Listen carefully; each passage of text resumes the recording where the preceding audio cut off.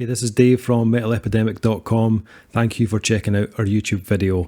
Please feel free to hit the subscribe button below if you like this type of content, and we hope you enjoy the review. I shine with the falling dawn. Do we ever sigh? Blood spread so wide, and though it reaches the moment. What is happening, people? Hope everyone is well. Thank you for checking out this album review. For this review, Duncan and I have been checking out the new album from the mighty Misery Signals. Misery Signals are back with their first album in 7 long years. Yep. And their first with founding vocalist Jesse Zaraska since their 2004 debut of Malice and the Magnum Heart. What an album that is as well. This takes me back, man. I was like, this is like, see when you sent this through to me a couple of weeks ago. And I think we discussed this like on the previous podcast where you were like that, oh yeah, Misery Signals are back. And I was like, that's a name I've not heard for ages. And you're like, yeah, because it's been years since they put out anything. And I was like, yeah, it must be. And this is one of the few releases, Dave, that I have actually went back and listened to older shit and prep for. Oh, that's right. And I was loving it. I was reliving my youth through, well, maybe not as young as as some people that say they're reliving their youth. I was living my golden 20s, going back through the Misery Signals back catalogue. Fucking loving it. I still can't believe it's 7 years since that last album. Like, that feels like 2-3 years tops. I reviewed it for Rock and Real. I think I mentioned that in the podcast. It just does not feel like 7 years ago. Yeah. And 16 years since Of Malice and the Magnum Heart. That just blows my mind. I mean, I remember like us discussing that album when it came out. Yeah, so, I know. What it means is we've been friends for too long, and this is the point I tell you, you're no longer my friend, Dave. Fuck off. Okay. It took this release here, Ultraviolet. Ultraviolet coming out in August 7th. Yeah, but that album Of Malice and the Magnum Heart, it still holds up extremely well. Timeless. I really do, like, for what was coming out at the time. That was the kind of, we were right in the throes of that whole kind of metalcore new wave of American heavy metal shit that was coming out. Misery Signals were doing something off to the side that had a lot of that, but I dug what they were doing. Yeah, they were different from the pack. They were just like another Senses Fall or something like that. They were doing Shadows Fall, Senses Fail. Sorry, get them right. They were doing something a bit sweeter and a bit different, and I always loved the vocals on that album. Always did. And when I found out he was back, he was on this. There we go, just for the peeps. I was like, fucking stoked. Do we know? Did he go on and do anything with any other band, or did he go off and earn a proper living and pay his taxes, and now has come back? Yeah, I don't think he did. As far as I'm aware, I don't think he was in any other bands. I might be wrong, but I certainly don't remember him moving to any other band, which is a shame, but now he's back, so it's cool. When a band have an album like that, though, that's regarded as like as high as it is, or one of the best in the genre, trying to better that album can lead to a few different outcomes. You either get bands that will release a very similar album in tone and formula and try to kind of recapture that kind of greatness, but a lot of the time it never quite lands as well as it did the first time. And then the other route is when bands are trying to go in a very like different direction, try and show their involvement and their maturity, but they kind of end up sounding like a different band, and they lose the part of what made them great in the first place. You're talking about Blink 182 here, I can tell. Just sing about dicks, sing about boobies and relationships when you're 12. That's all. I know you're 47 now, right? But that's all I want from you. So just do it. I want to fucking hear about like Los Angeles. Fuck you. Yeah. Sorry. Yeah. Scenario number 3, though, is a bit of an amalgamation of both of those, where the band know what works. They still keep the key elements that separated them from the pack, but they use their time in between albums, or in this case, their self-imposed hibernation, to refine that sound and use those kind of like life experiences for fuel for the ideas like behind the music and the lyrics. You're reading Now, my mind here, Dave. Honestly, like everything you're saying is right. You're also stealing my review, so I'm going to stop. Right, I'm sorry. But, no, like I'm with you. I'm with you 100%. Keep going. You're preaching, testify, Dave. Amen. Now I'm aware that Misery Signals have had albums since of Malice, but this is the first album with that same lineup, and since then, and for me, this kind of feels like it could have been the follow-up to that album, because that third scenario is definitely where I feel Misery Signals sit on this record. They know who they are as a band and what works, but they're showing a kind of natural growth and evolvement, I suppose. This is a band that sound just as hungry as they were 16 years ago. Granted, the lyrical themes of this record are far more like positive than on previous albums, but it still sounds pissed off. Like there's no denying that. And by God, have I missed Jesse Zaraska. Oh, his tone. It's fucking amazing. Amazing, Dave. Just let's sit and think about that for a second. While I touch myself, his tone is so unique. There is, like, I was trying to rack my brain. There's no one else I can think of that sounds like him. Not that mixes all the elements that he does. No, and I don't get me wrong. I liked the other vocalist, Carol Schuback. I liked him as a vocalist. I really did. But Jesse, for me, just has a completely original sound that kind of takes Misery Signals to the next level. I think you would agree. I think I can tell you're agreeing. Yeah. I mean, to me, the big things that I got from this release is, and you may have used the word in a kind of quasi-mocking kind of setup of that. No one wants to hear that their band is maturing. You know what I mean? Because in the world of metal, that doesn't float. You know, it just means getting old, and people don't want their rock stars to get old. They want them to remain the same age forever, you know, encased in ice, Dave. But to me, I like a bit of maturity in bands moving forward, specifically if it's bands I've grown up listening to. The reason behind that is my life experiences change my appreciation for how I view media in general. Movies that I liked when I was 20 are not the movies that I like now. Your life experiences change you. Like, that there would have been a time, Dave, that if you killed a dog in a movie, I would have been fine with it. I have dogs now. Kill a dog, fuck that movie. Do you know what I mean? Like, there was times where I openly wanted child death in a movie, or someone to sing about child death in a song. I have a child now. Fuck anyone that does that. You know what I mean? Like, your life experiences change you, and I think that can only be a positive when harnessed and really used in the way they're using it. So this is not a jaded sounding album. This doesn't sound like life has beaten them down in their time away, or specifically vocally and lyrically.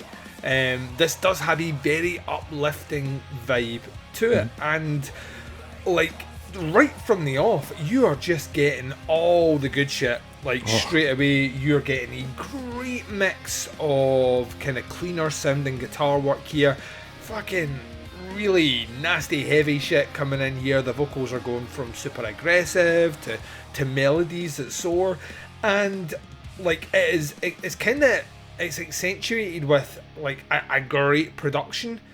And I think above all else, I feel there are moments here where, like, there is that comfort level of them knowing who they are, but if you listen to a track like River King, for example, I think on tracks like that, they're not rewriting the book of how they've written songs before. There's a bit of experimentation, and there's time to breathe into a song, which I really enjoy. I think, to me, you can never get too much Misery Signals. I've always been that way. When their album's finished, you just want to spin it on again. And this one felt exactly that way. I'm with you. I don't think they've missed a beat at all. I don't necessarily know if I think this would have been the natural successor to that first album.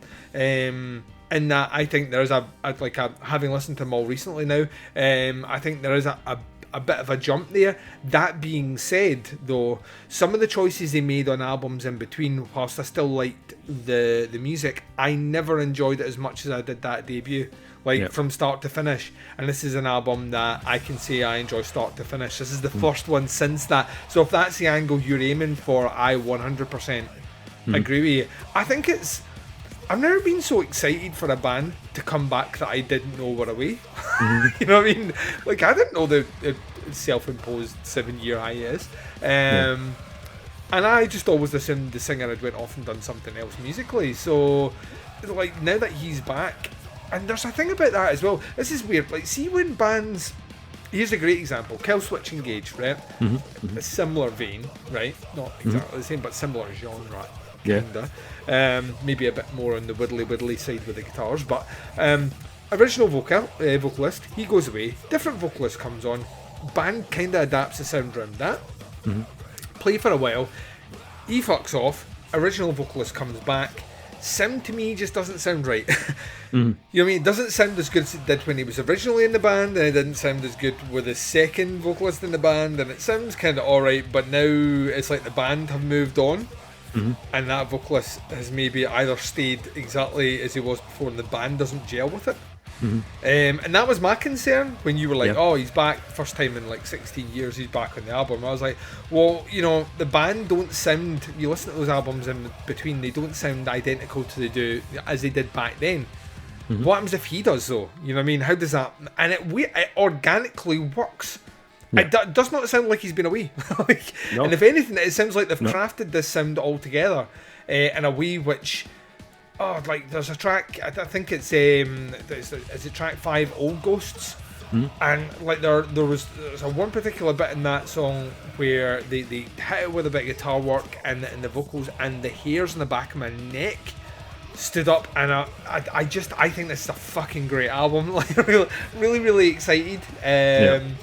I mean, when it comes to, like, from your perspective, is that a concern when you approach that? Like, maybe the vocalist shouldn't have come back. Do you get what I'm from a vocalist point of view? That's how I look at things. But maybe I know you sometimes are more from the other side, Dave. You know, the evil side, the stuff that isn't vocals. And in certain scenarios, I can agree with you with this one though. I was so much into his vocals from that first album that I was absolutely ecstatic that he was coming back to the band, because I'm the same as you. I don't feel they've ever managed to better that first album. And with him coming back, I thought there's a chance that that spark might reignite. You know what I mean? And it kicks like from the first track on this. I mean, like, The Tempest is like such a crowd pleaser. You know what I mean? It's just got every tick box is ticked on this one. Everything you'd want from like a Misery Signals track on that first one. The riffs are metallic, they kind of bounce all over the place. There's that kind of streak of kind of melodic hardcore running through it, and as you said, the vocals are really infectious, that you just want to kind of shout along with them. It's like a perfect introduction to the album. Then they follow up with Sunlifter, which still has that like energetic, almost like a kind of Shai Hulud melodic tinge to it. But they pull the trigger on a huge discordant breakdown about 40 seconds in. And it totally catches you off guard. You're like, whoa, what the fuck just happened there? And it sounds huge. But again, the track is loaded with all these like vocal melodies as well. You can't help but like kind of hum along to it as well. I agree with you though on River King. That was one of my favourites on the album. It kind of lures you into a kind of false sense of security with that kind of big sprawling kind of melodic passage to begin with, and then it just like unleashes like a barrage of like metalcore ferocity. Like, it's just got that classic and Misery Signals kind of hardcore bite to it as well. And they're like the straight up hardcore moments on that track, except about the middle of the track, they are lethal. Like, reminded me of a kind of cross between like Turmoil meets almost kind of Vision of Disorder at times. Just sounds ruthless. But then it dips back into another melodic segment before hitting you with that kind of final kind of gut punch of a breakdown at the end.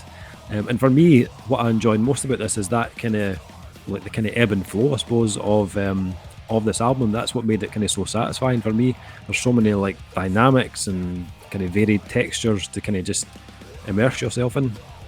and it all has a purpose as well. Like, breakdowns never feel tacked on or misplaced. Everything is there for a reason, and it's just balanced, just right. Because that's a cliche of that genre, really. When the metalcore absolutely. genre cliche is, right, count down to the breakdown. Here we go, 3, 2. You know, it really, really is. And like some songs where I expected, you know, I'm sitting there going, right, and you can set your watches 3, 2, and they don't do it.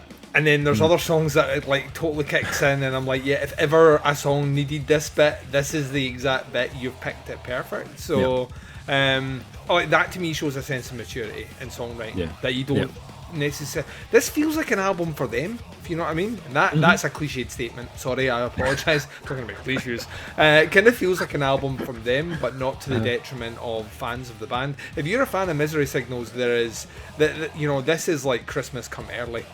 Yeah. This is this is Christmas minus COVID. You know what I mean? This is like fucking great because it really is. To me, there was nothing on this one that doesn't just make you feel great for having stuck with this band. You know what I mean? I genuinely, there are so many bands reforming just now or doing stuff together or bringing back the old lineup. That is very difficult not to feel like this is a cynical cash grab. Not that I think, you know, Misery Signals are ever going to be rolling in the money. You know, it's just that the sort of band they are, they're never going to be in that situation. So I like to think it's done for artistic reasons, and then you listen to it and it feels that way. It feels authentic. And I kind of love that. Yeah, and one thing that Misery Signals have always been good at is providing that like emotional punch. Both like musically and vocally, and we get a lot of that, and especially in the last couple of tracks on the release. Cascade Locks and Some Dreams have that kind of perfect balance of heaviness and feeling it, where you kind of hear the band kind of flirting with these kind of uplifting melodies, kind of varied tempos, and that kind of like emotive hardcore meets metalcore riffs. We even get some of those spoken word sections, which kind of conjures up memories of that kind of debut album. But both kind of great tracks to bring the album to a close. For me, this is an album that sits very well next to Of Malice. Has a lot of the same shades and ideas, the big riffs, the emotion, the technicality, but everything sounds so much more refined. And some might argue that there's no like real big curveballs on this album, but I'm absolutely cool with that. This is exactly what I wanted from this album. I'm completely satisfied. So I'm kind of glad that they are back to do what they do best. I just hope it's not another 7 years before the next one. You know? Yeah, time is a cruel mistress, Dave. I couldn't say it any better myself. This is one that will be played to death this year for me. I really, really enjoyed it. Yeah, absolutely. Okay, rating time, Duncan. Doing the old fingers that no one else can see. 4.5 for me. 4.5. I think it's a super, super strong album. And yeah, I've never been so excited to see Misery Signals back doing what they do, which is making albums that I gush over while recording podcasts. So there you go. Yep. I would 100% agree with that. No, it's copying me. It's a 4.6. No, it's a 4.5. It's 4.5 for me as well. Thoroughly enjoyed the album. It's just what I wanted from Misery Signals. Ticked all the boxes. Absolutely ticked. If you fancy a bit of Misery Signals, which, you know, who doesn't fancy a bit of Misery Signals? Ultraviolet is out on August 7th on Basick Records. And if you want to check out the band before then, you can find them on facebook.com/Misery Signals. Boom. Yep. Yeah, check it out, guys. This is one not to be slept on. Cracking album. Let us know what you think. Fire in some comments if you're checking this out on YouTube. Let us know what you think of the album when it drops. We love it. Hope you love it as well. We'll be back with another review very soon. Until then, take care. We'll speak to you soon. Bye, everyone. I know that you